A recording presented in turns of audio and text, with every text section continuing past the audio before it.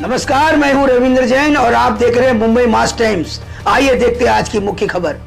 आज अतिशय आनंदाची गोष्ट आहे की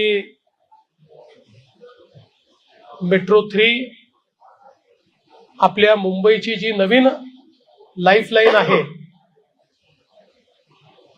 एशियातली सगळ्यात लांब सिंगल अंडरग्राउंड मेट्रो म्हणून जिच्याकडे पाहिलं जाईल अशी ही जी मेट्रो आहे, या मेट्रोच्या स्टेशनवर आमच्या कोल्हापूर जिल्ह्यामध्ये आणि महाराष्ट्रामध्ये सहकार क्षेत्रामध्ये ज्यांनी क्रांती केली, दूध आणि दुग्धजन्य पदार्थांमध्ये जो आता एक आंतरराष्ट्रीय ब्रँड बनतो आहे, अशा वारणा समूहाचं या स्टॉलच्या माध्यमातून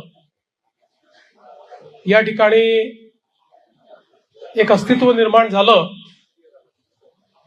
आणि हा केवळ एक वारणेचा स्टॉल नाही, तर कोल्हापूर जिल्ह्यातल्या शेतकऱ्याच्या स्वाभिमानाचं एक प्रतीक म्हणून हा स्टॉल या ठिकाणी उभा राहिला आहे।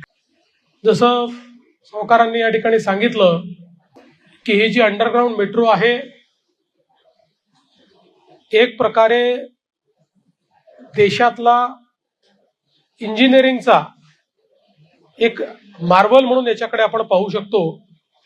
मुंबई सारख्या डिफिकल्ट ठिकाणी, कठीण ठिकाणी आणि ज्या ज्या भागात नाही जाते तो सगळा भाग प्रचंड ट्रॅफिकचा भाग आहे।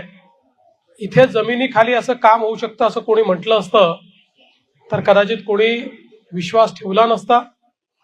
ते काम पूर्ण झालं, ही मेट्रो सुरू झाली आणि एक मेट्रो ही केवळ प्रवाशांना नेणारी वाहिनी नसते, तर त्यातनं एक पूर्ण अर्थव्यवस्था ही तयार होत असते, त्याला चालना मिळत असते।